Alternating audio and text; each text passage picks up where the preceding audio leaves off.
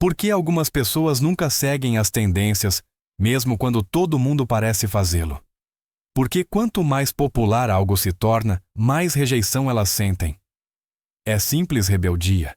Ou há algo muito mais profundo acontecendo em suas mentes? Porque por trás desse comportamento, não existe apenas uma decisão consciente, mas um conflito interno entre liberdade, identidade e pressão social. E o mais inquietante é isto: nem todos que rejeitam as tendências o fazem pela mesma razão.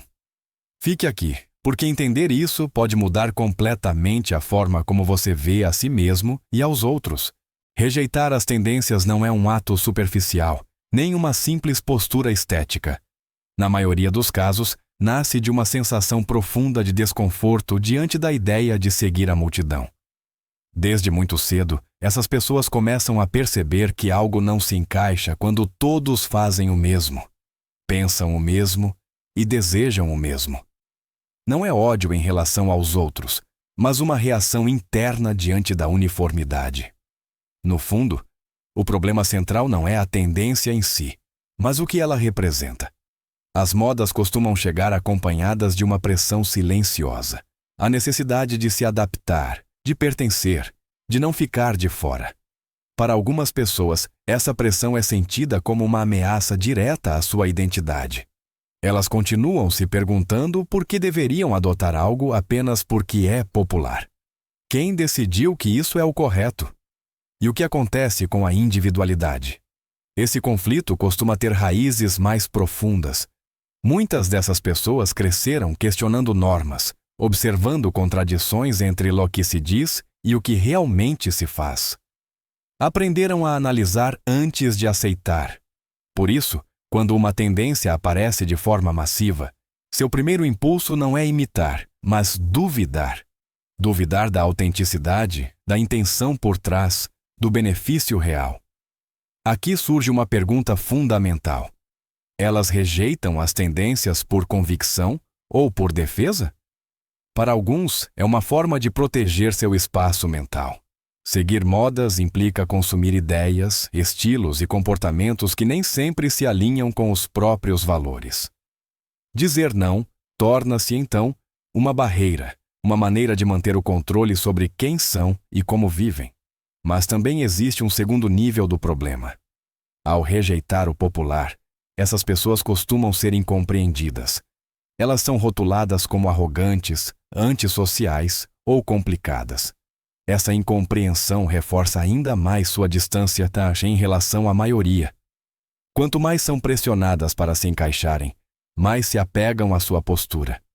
É um círculo silencioso que vai se fechando aos poucos. O importante é entender que esse comportamento não surge do nada. Não é uma pose nem uma estratégia para chamar a atenção. É o resultado de uma tensão constante entre o desejo de ser fiel a si mesmo e a força esmagadora da conformidade social. E embora por fora pareça uma simples recusa, por dentro costuma ser uma luta constante. Esta é apenas a primeira camada do fenômeno. Porque, à medida que nos aprofundamos, descobrimos que nem todos que rejeitam as tendências o fazem pelas mesmas razões, nem chegam às mesmas consequências. Algumas motivações são conscientes, outras completamente invisíveis, até mesmo para elas. Quando observamos com mais atenção aqueles que rejeitam sistematicamente as tendências, surge uma camada mais profunda que raramente é mencionada. Não se trata apenas de gostos pessoais ou de uma postura intelectual, mas de motivações invisíveis que operam quase em silêncio. Muitas dessas pessoas nem sempre sabem explicar por que sentem rejeição. Simplesmente a sentem como algo inevitável. Uma das motivações mais comuns é a necessidade de controle interno. As tendências, por definição, chegam de fora. São impostas por dinâmicas sociais, algoritmos, figuras de autoridade cultural ou pressão coletiva. Para certas pessoas, aceitar algo externo sem um processo interno de validação gera uma sensação de perda de autonomia. Elas se perguntam constantemente por que deveriam permitir que outros decidam o que pensar, o que vestir ou como se comportar. Outra motivação poderosa é a hipersensibilidade à manipulação social. Essas pessoas detectam padrões onde outros veem apenas entretenimento ou normalidade. Percebem como uma moda é construída, como uma mensagem é repetida, até se tornar verdade e como a massa a adota sem questionar. Essa consciência provoca desconfiança, e essa desconfiança se transforma em rejeição automática. Também entra em jogo a experiência anterior. Muitos deles seguiram tendências no passado e acabaram se sentindo vazios, desconectados ou até traídos por suas próprias decisões. Aprenderam, às vezes de forma dolorosa, que se encaixar nem sempre equivale a se sentir pleno. Essa memória emocional fica gravada e atua como um alarme cada vez que surge algo novo e popular. Aqui surge outra pergunta fundamental. E se a rejeição não for a tendência, mas a versão de si mesmos que seriam se a seguissem? Para alguns, adotar modas implica atrair uma identidade que construíram com esforço. Investiram tempo em se definir como indivíduos independentes, críticos, diferentes. Seguir uma tendência poderia desmoronar essa imagem interna, e o medo dessa perda é mais forte do que o desejo de pertencer. No entanto, nem tudo é consciente. Em muitos casos, existe uma contradição interna. Embora rejeitem o popular, continuam observando-o de perto, analisam, comparam, julgam. Não estão desconectados do mundo. Simplesmente se posicionam na periferia. Dali, sentem que podem ver com maior clareza o que os outros não questionam. Esse comportamento também pode funcionar como um filtro social. Ao não seguir tendências, limitam naturalmente os vínculos com pessoas que priorizam a validação externa. Preferem relações mais profundas, menos numerosas, baseadas em valores compartilhados e não em modas passageiras. A rejeição torna-se, então, uma forma de selecionar seu ambiente. Mas esse mecanismo tem um custo. Manter uma postura contra a corrente exige energia constante. Significa justificar decisões, suportar olhares de incompreensão e, em ocasiões, assumir a solidão. Ainda assim, muitos consideram que esse preço é aceitável se, em troca, preservarem sua coerência interna. Essas motivações invisíveis explicam por que a rejeição às tendências não desaparece com o tempo. Não é uma fase nem uma rebeldia temporária. É uma estrutura psicológica que se reforça com cada experiência, com cada confirmação interna de que seguir a multidão não é o caminho adequado para eles. E é aqui que o fenômeno começa a mostrar consequências mais profundas, tanto positivas quanto negativas, que afetam diretamente a forma como essas pessoas constroem suas vidas. Rejeitar as tendências não é uma decisão neutra. Com o passar do tempo, essa postura deixa marcas claras na psicologia de quem a adota. Algumas dessas consequências fortalecem a identidade. Outras, por outro lado, introduzem tensões internas difíceis de reconhecer. Em primeiro lugar, surge uma sensação intensa de coerência pessoal. Essas pessoas costumam experimentar um alinhamento profundo entre o que pensam, o que sentem e o que fazem. Não vivem com o desconforto de fingir interesses que não as representam, nem de adotar comportamentos apenas para se encaixarem. Essa coerência gera uma forma particular de tranquilidade interna, uma calma que não depende da aprovação externa. No entanto, essa mesma coerência pode se transformar em rigidez. Ao se definir durante anos como alguém que não segue modas, qualquer desvio é percebido como uma ameaça à identidade. Isso pode levar a rejeitar ideias valiosas apenas porque se tornaram populares. A mente começa a confundir pensamento crítico com oposição automática, e a fronteira entre independência e obstinação torna-se difusa. Outra consequência relevante é a percepção do tempo. Quem vive fora das tendências costuma se mover em um ritmo diferente. Não sente urgência em se adaptar, nem ansiedade por chegar tarde a nada. Enquanto o ambiente muda rapidamente, eles observam com distanciamento. Isso pode ser uma vantagem, pois lhes permite tomar decisões mais ponderadas, mas também pode gerar desconexão com a realidade social imediata. A nível emocional, a solidão é um fator recorrente. Nem sempre se trata de isolamento físico, mas de uma sensação de não pertencer totalmente. Estar cercado de pessoas e, ainda assim, sentir que se fala um idioma diferente.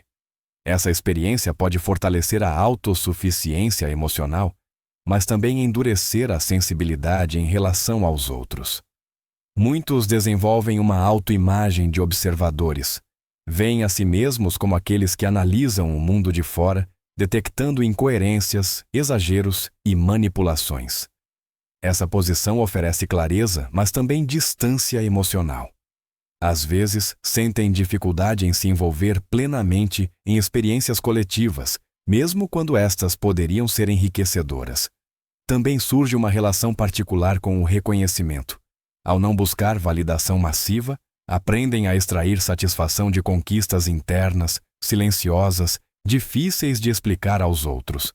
No entanto, quando esse reconhecimento nunca vem do exterior, pode surgir uma frustração oculta. Uma pergunta incômoda começa a emergir. E se ninguém vir realmente quem eu sou? A rejeição sistemática às tendências pode reforçar a sensação de singularidade, mas também alimentar uma comparação constante com a maioria. Embora digam não precisar de aprovação, a referência ao grupo continua presente. A diferença é que agora ela se define pelo contraste, não pelo pertencimento. E esse contraste contínuo consome energia mental. Com o tempo, muitos descobrem que ir contra a corrente não é um ato pontual, mas um estilo de vida que exige ajustes constantes. Aprendem a negociar internamente quando se manterem firmes e quando serem flexíveis. Alguns conseguem isso com equilíbrio. Outros se fecham em uma postura defensiva que os protege, mas também os limita. Estas consequências psicológicas não são nem boas nem más em si mesmas. São o resultado lógico de uma escolha profunda: priorizar a autenticidade frente à integração social. Mas essa escolha não ocorre no vazio. Tem efeitos diretos nas relações, na maneira de amar, de trabalhar e de se vincular com o mundo. E é precisamente nesse terreno, o das relações humanas, onde essa rejeição às tendências revela seu impacto mais complexo e contraditório. As relações humanas são o cenário onde as consequências de não seguir as tendências se manifestam mais claramente. Aqui, a independência de pensamento deixa de ser uma ideia abstrata e se torna uma experiência diária, às vezes enriquecedora, às vezes profundamente desconfortável. No âmbito social, essas pessoas costumam perceber uma distância invisível em relação aos outros. Não é que rejeitem o contato, mas muitas conversas lhes parecem superficiais ou previsíveis. Temas impulsionados por modas passageiras, opiniões repetidas sem reflexão ou entusiasmos coletivos geram nelas uma sensação de desconexão. Isso faz com que participem menos, falem com maior cautela e observem mais do que intervêm. Com o tempo, essa atitude pode ser interpretada erroneamente como frieza ou superioridade. Outros podem sentir que não são compreendidos ou valorizados, quando na verdade o que existe é uma diferença na forma de processar a realidade. Essa incompreensão mútua cria barreiras sutis que dificultam a construção de vínculos profundos e duradouros. Nas amizades, a seleção torna-se inevitável. Essas pessoas costumam se cercar de poucos indivíduos, mas com quem estabelecem relações intensas e autênticas. Preferem a profundidade à quantidade. No entanto, essa escolha implica renunciar a certos espaços sociais onde a troca é mais leve e espontânea. A consequência é uma vida social mais reduzida, mas emocionalmente mais exigente. Nas relações afetivas, o impacto é ainda mais complexo. Não seguir tendências também implica não aderir a modelos românticos pré-fabricados. Isso pode gerar conflitos com parceiros que esperam comportamentos convencionais ou gestos ditados por normas sociais implícitas. A pessoa independente pode amar de forma profunda, mas nem sempre de maneira reconhecível para o outro. Surge, então, uma tensão constante entre autenticidade e adaptação. Até que ponto ceder para manter a harmonia sem trair a si mesmo? Esta pergunta aparece repetidamente. Alguns optam por se manterem firmes, mesmo ao custo de perder relações. Outros tentam se adaptar parcialmente, gerando uma sensação interna de incoerência que, cedo ou tarde, vem à tona. No ambiente de trabalho, a resistência às tendências se manifesta como pensamento crítico. Essas pessoas não aceitam ideias apenas porque são populares dentro de uma empresa ou setor. Questionam processos, detectam inconsistências e propõem alternativas. Isso pode transformá-las em figuras valiosas, mas também em elementos incômodos para estruturas hierárquicas rígidas. Não é raro que experimentem uma progressão profissional mais lenta. Não por falta de capacidade, mas porque evitam o jogo social necessário para ascender. A autopromoção, o alinhamento com discursos dominantes ou a adoção de uma imagem da moda lhes parece artificial. Preferem que seu trabalho fale por si mesmo, embora o sistema nem sempre funcione assim. A nível familiar, a diferença de ritmo e valores também gera fricções. Enquanto alguns membros seguem padrões tradicionais ou modas culturais, quem vai contra a corrente pode ser visto como estranho, distante ou difícil de entender. As conversas se enchem de silêncios e temas evitados, não por falta de carinho, mas por falta de uma linguagem comum. Apesar de tudo, essa postura também atrai pessoas semelhantes. De maneira quase silenciosa, forma-se uma rede invisível de indivíduos que se reconhecem entre si. Não precisam de muitas palavras para se entenderem. Compartilham a sensação de estarem fora do centro, mas também a convicção de que essa posição lhes permite ver com maior clareza. As relações, então, tornam-se um equilíbrio delicado entre proximidade e distância.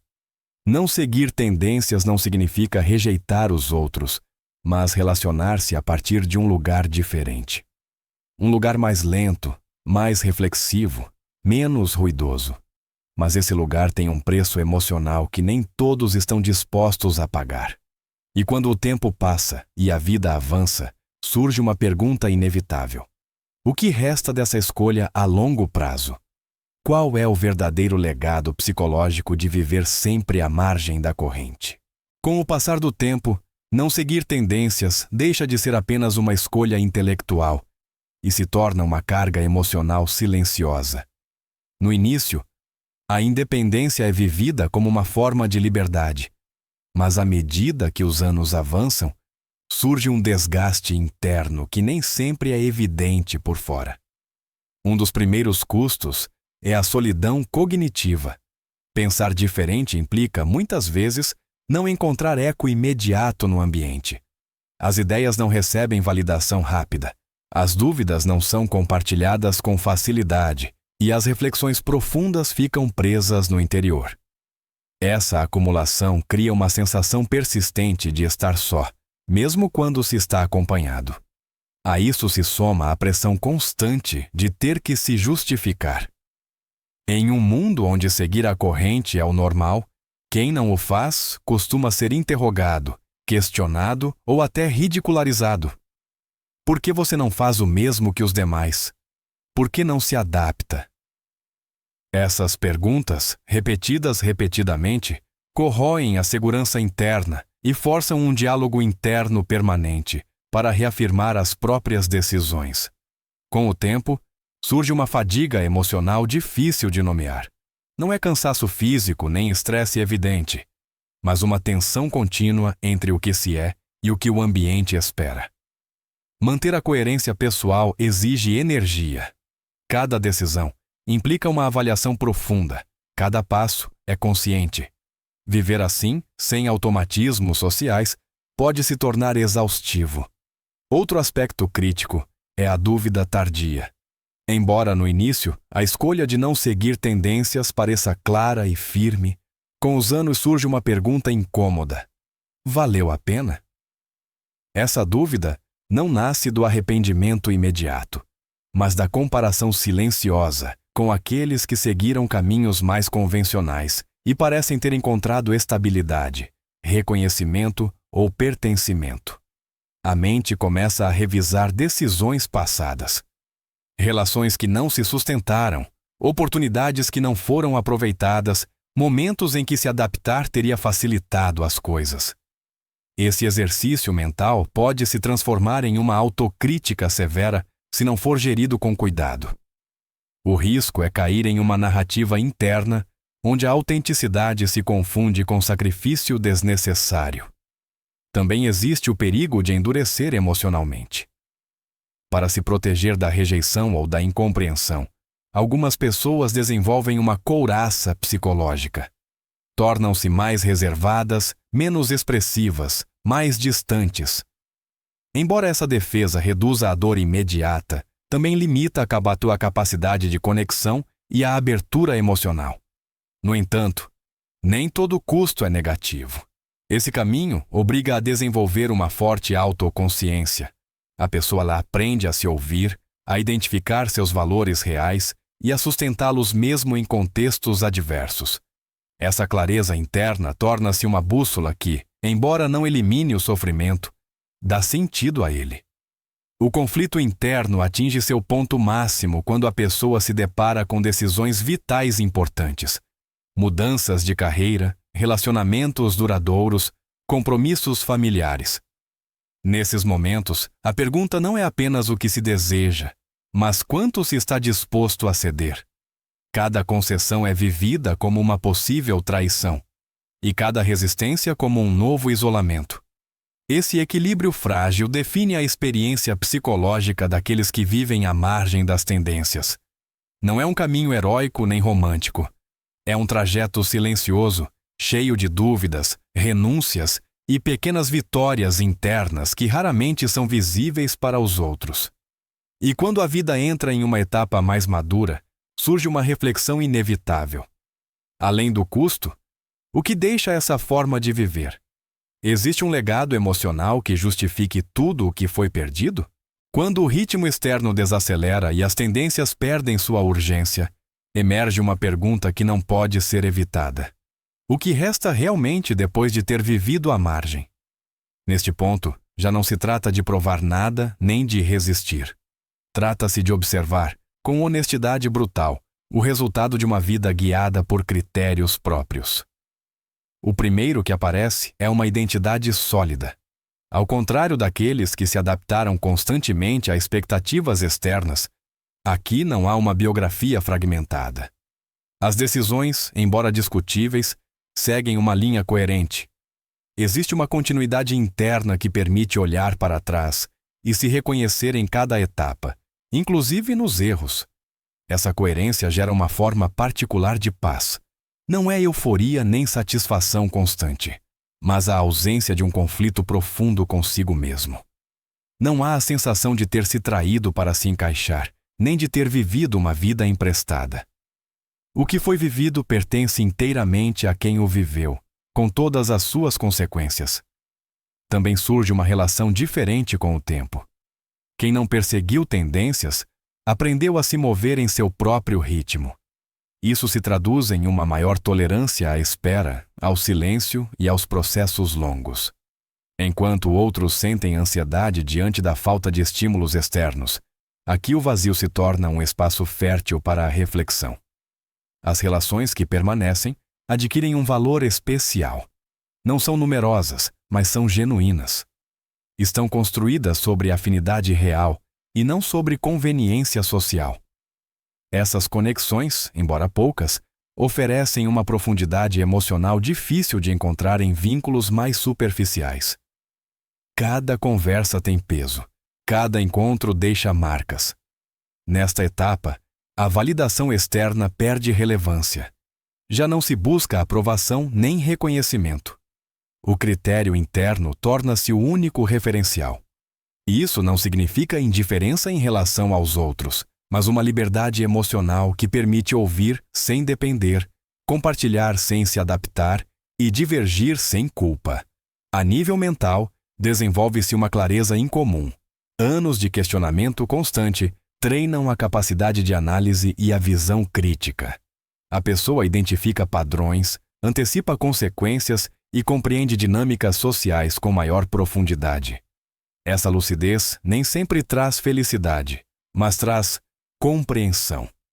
No entanto, essa clareza também acarreta uma última renúncia: a ilusão de pertencer plenamente. Mesmo na maturidade, persiste a sensação de estar ligeiramente à margem. Já não dói como antes, mas também não desaparece. É o preço final de ter escolhido uma identidade própria, em vez de uma compartilhada. Com o tempo, essa marginalidade se transforma em observação serena. A pessoa deixa de lutar contra o sistema ou de se definir em oposição a ele. Simplesmente existe, consciente de seus limites e de seu lugar. Essa aceitação marca o encerramento de um longo conflito interno. O que resta, então, não é uma vitória visível nem uma derrota evidente. É uma forma de sabedoria silenciosa, um entendimento profundo de si mesmo e do mundo, construído sem atalhos, sem manuais e sem garantias. E é neste ponto que surge a última pergunta, a mais importante de todas. Quando tudo termina, quando o ruído social se dissolve completamente, como se mede uma vida bem vivida? Quando tudo já foi dito e nada mais resta a provar, surge o momento do balanço. Não aquele que os outros fazem, mas o que se formula em silêncio, longe de olhares alheios. Nesse instante final, a vida deixa de ser medida por conquistas visíveis e começa a ser avaliada a partir de um critério muito mais íntimo. A primeira pergunta não é o quanto se conseguiu, mas quanta verdade houve em cada passo. As decisões nasceram do medo ou da convicção? O caminho foi escolhido por desejo próprio ou por pressão externa? Aqui não existem respostas confortáveis, apenas honestidade. E essa honestidade, embora incômoda, é o único parâmetro que importa. Uma vida vivida à margem nunca oferece garantias de sucesso tradicional. Não promete estabilidade, reconhecimento nem aceitação, mas oferece algo diferente: coerência interna. E com ela, a possibilidade de fechar os olhos sem a sensação de ter interpretado um papel imposto durante décadas. Ao olhar para trás, os erros já não pesam como fracassos, mas como provas necessárias. Cada tropeço confirma que o caminho foi real, não uma imitação. Até a dor adquire sentido porque não foi consequência da negação pessoal, mas do preço consciente de escolher. A ausência de aplausos deixa de ser uma carência. Compreende-se que o silêncio externo não equivale ao vazio interno. O que não foi celebrado pela multidão pode ter sido profundamente significativo em nível individual. E nesse entendimento, a necessidade de validação se dissolve completamente. Também se reconhece que nem tudo foi ganho. Houve solidão, incompreensão e momentos de dúvida profunda. Mas esses momentos não são escondidos nem negados. Fazem parte do balanço final. São a prova de que o caminho não foi fácil nem automático, mas escolhido repetidamente. Uma vida bem vivida não é aquela que evita o conflito, mas a que o atravessa sem se trair. Não é aquela que se encaixa perfeitamente, mas a que mantém sua forma mesmo sob pressão. E essa forma, embora irregular, é autêntica. No final, não resta uma narrativa heróica nem uma história exemplar. Resta uma consciência tranquila. A certeza de ter vivido de dentro para fora, e não o contrário.